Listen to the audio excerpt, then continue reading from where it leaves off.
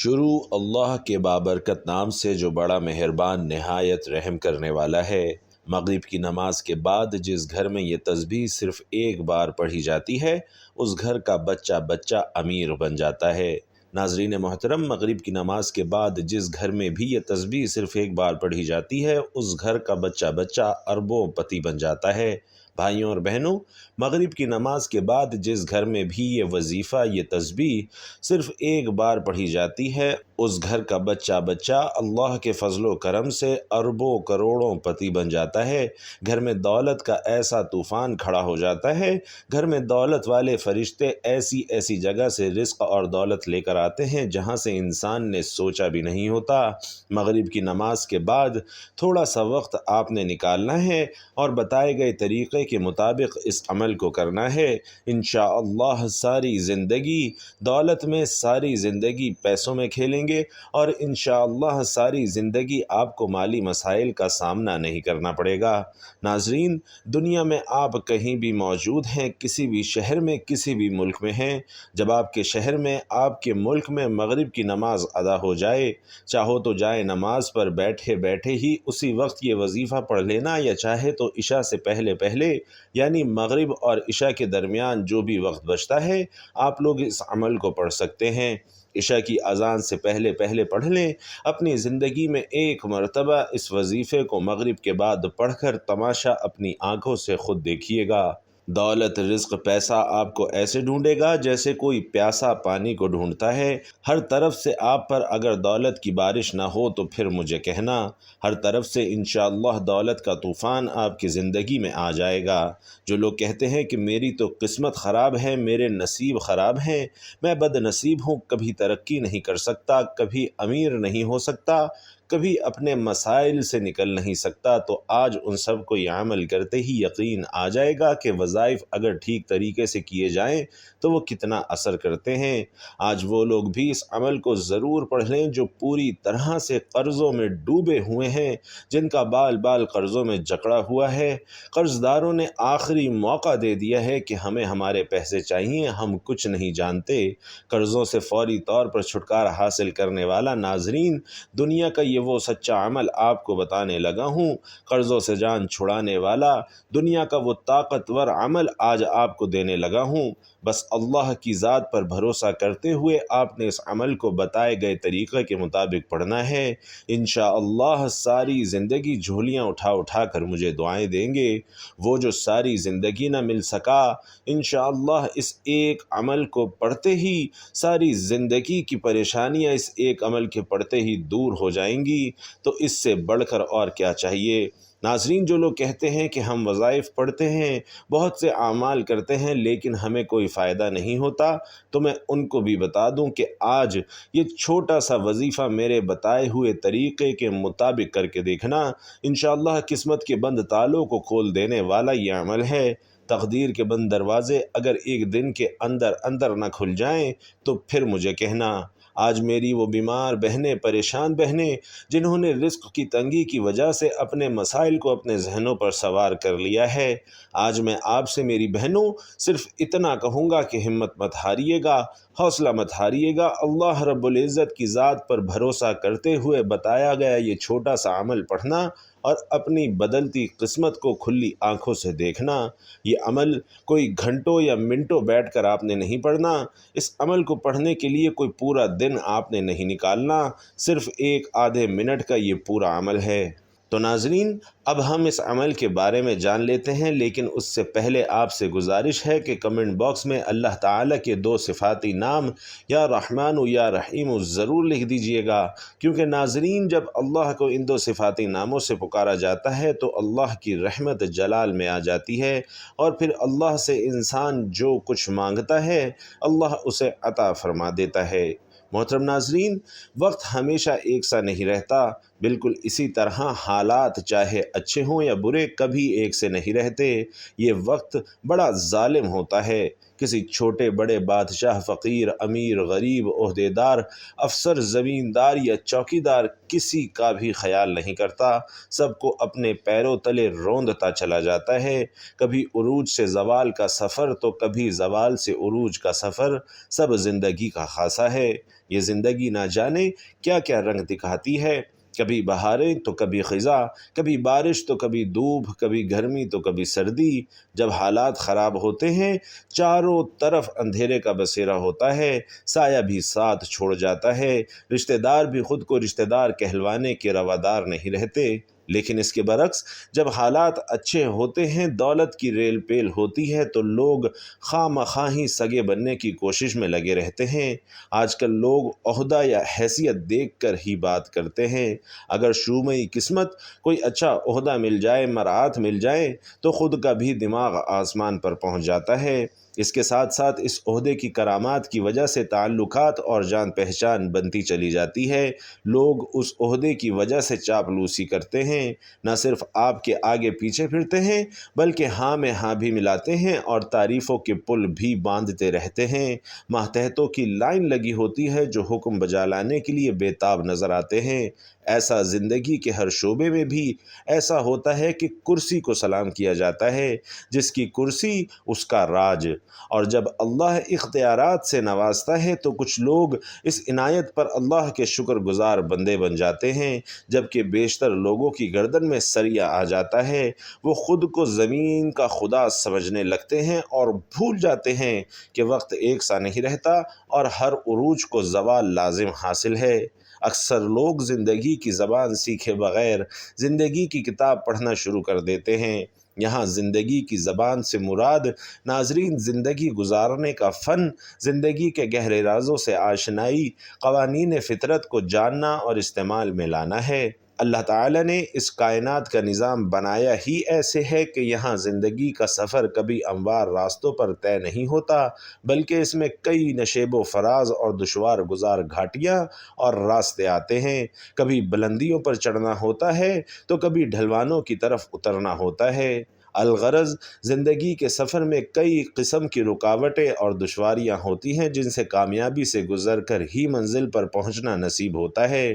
اب جو شخص زندگی کے قوانین سے واقف ہوگا وہ ہر موقع پر بہترین طرز عمل اختیار کرتے ہوئے مشکل مرحلے سے گزر جائے گا، لیکن جو شخص زندگی کے ضابطوں کو نہیں جانتا اس کے لیے مشکل حالات ہیں۔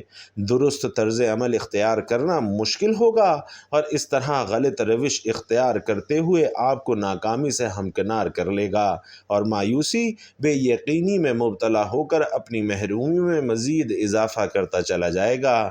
منظر غیر دیکھا جائے تو لوگوں کی بہت بڑی اکثریت جو ناکام زندگی گزار رہی ہے، اس کی بڑی وجہ بھی یہی ہے کہ وہ زندگی کے قوانین کو جانے اور سمجھے بغیر زندگی گزار رہے ہیں۔ ناظرین، زندگی کے ان قوانین کا سب سے بڑا منبع اور سرچشمہ قرآن مجید ہے، جو حکمت اور دانائی کے گہرے رازوں کا خزانہ ہے، اور اب تک کی گئی باتیں بھی اسی ایک راز کے گرد گھومتی ہیں اور جس کا علم یقینی، قطعی اور حتمی ہے۔ قرآن مجید کے بعد احادیث مبارکہ ہیں، جہاں چھوٹے چھوٹے جملوں میں زندگی کی بڑی بڑی حقیقتوں کو اس طرح سمو دیا گیا ہے کہ عقل انسانی دنگ رہ جاتی ہے۔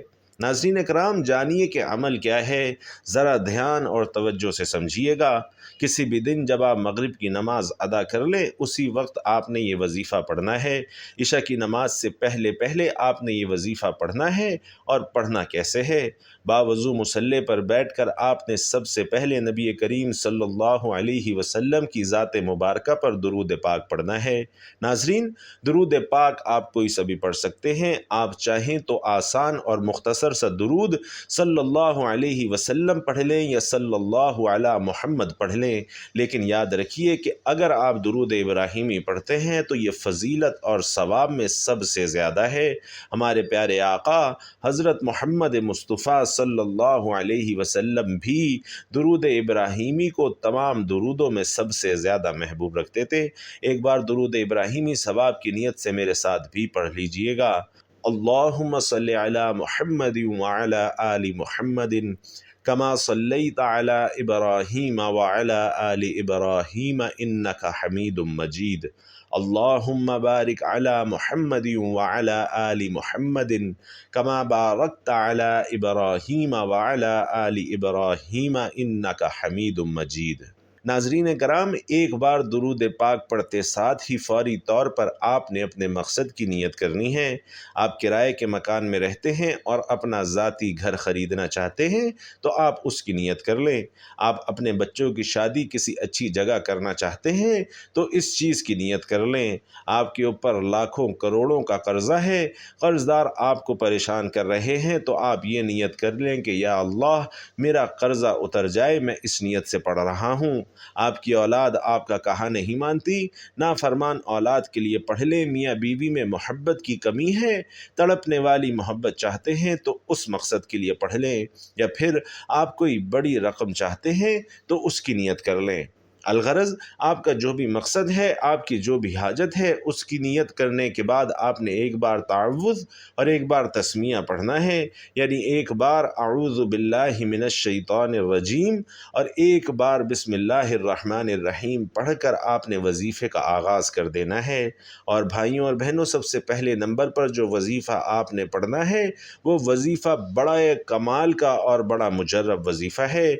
इस वजीफ़े को आप लोगों ने अपनी ज़िंदगी में बेशुमार मर्तबा पढ़ा होगा। शायद ही दुनिया में कोई ऐसा शख्स मौजूद हो जिसने इस वजीफ़े को ना पढ़ा हो। बिल्कुल आसान, सादा और मुख्तसर सा वजीफ़ा है। दौलत का बादशाह वजीफ़ा है, दौलत से घर को भर देने वाला वजीफ़ा है। नाजरीन, आपने सबसे पहले नंबर पर या अल्लाह का वजीफ़ा करना है। नाजरीन, अल्लाह ये रब करीम का सिफाती नाम है और जो शख्स रब को रब के ज़ाती और सिफाती नामों से पुकारता है तो अल्लाह फ़रिश्तों से फरमाता है ये कौन है जो मुझे पुकार रहा है। फ़रिश्ते उस बंदे का नाम पेश करते हैं तो अल्लाह फ़रिश्तों से फरमाता है कि ए मेरे फ़रिश्तों, जाओ इस बंदे की हर हाजत को पूरा कर दो। अल्लाह के हुक्म से फ़रिश्ते ज़मीन पर उतरते हैं और उस बंदे के लिए ख़ज़ाने छोड़ जाते हैं। इसलिए नाज़रीन कराम, आज अल्लाह को अल्लाह के ज़ाती नाम से पुकार कर जो मांगना है वो मांग लें। जो सारी उम्र ना मिल सका, इंशाअल्लाह आज मिलेगा। नाजरीन, या अल्लाह का ये वजीफ़ा आपने कितनी बार करना है? आप दाएं हाथ की उंगलियों पर या तस्बीह के दानों पर या अल्लाह का ये वजीफ़ा सिर्फ 15 बार करेंगे। हमारा इस दुनिया में आने का मकसद ही नाजरीन कराम अल्लाह रब्बुल इज़्ज़त को राज़ी करना है। आज सिर्फ 15 बार या अल्लाह पढ़ने से जब रब राज़ी होता है तो ये कौन सी बड़ी बात है। और जब आपसे रब की ज़ात राज़ी हो जाएगी तो फिर आप जो मांगेंगे इंशाअल्लाह आपको ज़रूर मिलेगा। या अल्लाह का ये ख़ास अमल आज आपकी बदकिस्मत के तालों को इंशाअल्लाह खोल कर रख देगा, आपकी ज़िंदगी में खुशियाँ ले आएगा। अगर आप तंग दस्त हैं तो आपकी तंग दस्तियों को दूर कर देगा। या अल्लाह सिर्फ 15 बार पढ़ने के बाद अब आपने नाजरीन दूसरे नंबर पर कौन सा वजीफ़ा, कौन सी तस्बीह पढ़नी है। नाजरीन, दूसरे नंबर पर अब आपने या हकीमू की तस्बीह पढ़नी है। या हकीमू का मतलब है ए हिकमत वाली ज़ात, वो ज़ात जो आपकी बेरोज़गारी को जानती है, वो ज़ात जो आपकी तंगदस्ती को जानती है, वो ज़ात जो आपकी हर हर परेशानी को जानती है। आज या हकीमू पढ़कर अपने सारे मसाइल से जान छुड़वा लीजिए। या हकीमू पढ़ने से इंशाअल्लाह आपके तमाम मसाइल, आपकी तमाम मुसीबतें, तमाम परेशानियाँ इंशाअल्लाह रातों रात हल हो जाएंगी और गैब से फ़रिश्ते आपकी मदद को आएंगे। रिस्क की तंगी का इंशाअल्लाह हमेशा हमेशा के लिए जड़ से ख़ात्मा हो जाएगा। आज जो कोई भी चाहता है कि मेरी सारी परेशानियाँ, सारे दुख दर्द ख़त्म हो जाएं, मेरे पास गैब से रुपया पैसा और दौलत आ जाए, अगर आप भी एक ऐसी ज़िंदगी गुजारना चाहते हैं जिसमें कभी ना किसी के सामने झुकना पड़े, ना कभी किसी के सामने हाथ फैलाने पड़े, तो आज दूसरे नंबर पर नाजरीन या हकीमों का ये वजीफ़ा करके देखिए। नाजरीन, दाएं हाथ की उंगलियों पर या तस्बीह के दानों पर गिनकर 11 बार आपने या हकीमों का वजीफ़ा पढ़ना है।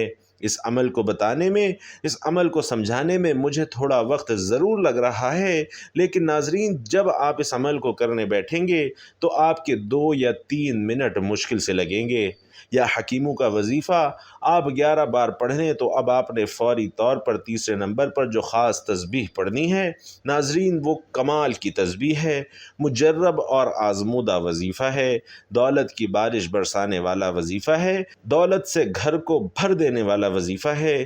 جب کبھی زندگی میں کسی بندے نے اپنے مشکل وقت میں اس وظیفے کو پڑھا اسے فوری طور پر کامیابی مل گئی۔ ناظرین یہ وظیفہ، یہ کلمات ہیں، لا الہ الا انت سبحانک انی کنت من الظالمین۔ اور جی ناظرین ان کلمات کو حضرت یونس علیہ السلام کی دعا بھی کہا جاتا ہے۔ جب کبھی آپ پر مشکل وقت آ جائے تو ان کلمات کو، اس آیت مبارکہ کو پڑھ کر ضرور دیکھیے گا۔ جس طرح سے اللہ نے حضرت یونس علیہ السلام کو مچھلی کے پیٹ سے نکالا تھا، اللہ آپ کو بھی آپ کی تمام پریشانیوں سے، تمام مصیبتوں سے نکال دے گا۔ حضرت یونس علیہ السلام نے اللہ کی قید خانے سے رہائی کے لیے توحید باری تعالیٰ کا ہی سہارا لیا اور اللہ کی ہی پاکی بیان کی۔ کسی نبی، ولی یا اللہ کے کسی برگزیدہ بندے کو نہیں پکارا اور نہ ہی اللہ کے سوا کسی اور کا وسیلہ پکڑا۔ حضرت یونس علیہ السلام نے کہا لا الہ الا انت سبحانک انی کنت من الظالمین، اپنی غلطیوں کا اقرار و اعتراف ان لفظوں میں کیا کہ بے شک میں اپنے نفس پر ظلم کرنے والوں میں سے ہوں۔ اس جملے میں ان باتوں کا اعتراف ہے کہ اے اللہ میں نے تیرے حکم کا انتظار نہ کر کے تیرا کچھ نہیں بگاڑا اور مجھے اس قید خانے میں ڈال کر تو نے مجھ پر کوئی ظلم نہیں کیا، کیونکہ تو اس سے پاک ہے کہ کسی پر ظلم کرے۔ یہ تو ہم انسان ہیں جو جلد باز ہیں، ناشکرے ہیں اور بے صبرے ہیں اور اپنی ہی جانوں پر ظلم کرنے والے ہیں۔ معزز بھائیوں اور بہنوں، حضرت یونس علیہ السلام نے جب اس آیت کریمہ کی تسبیح مسلسل کی تب ہمارے غفور الرحیم رب نے نہ صرف اپنی نبی کی دعا قبول کی اور انہیں غم قید سے نجات بخشی، بلکہ یہ بھی فرما دیا کہ جو بھی مومن بندہ یہ دعا مانگے گا اسے نجات ملے گی۔ ناظرین آپ نے اس آیت کریمہ کو دائیں ہاتھ کی انگلیوں پر یا تسبیح کے دانوں پر گن کر 100 بار پڑھنا ہے، یعنی ایک تسبیح مکمل پڑھنی ہے۔ اگر قرآن پاک کی ایک آیت آپ رزق میں برکت کے لیے پڑھیں گے، رزق میں ایسی ایسی برکتیں ہوں گی کہ دنیا والے پوچھنے پر مجبور ہو جائیں گے کہ آپ کے حالات کیسے بدل گئے۔ قرض داروں کے انشاءاللہ قرض اتر جائیں گے۔ اگر میاں بیوی میں محبت کی کمی ہے، محبت کی کمی کو دور کرنے کے لیے پڑھ لو۔ گھر میں کاروبار میں بندشیں رکاوٹیں ہیں تو ان بندشوں رکاوٹوں کو ختم کرنے کے لیے پڑھ لو۔ ناظرین میں نے آج آپ کو 3 وظائف بتائے ہیں۔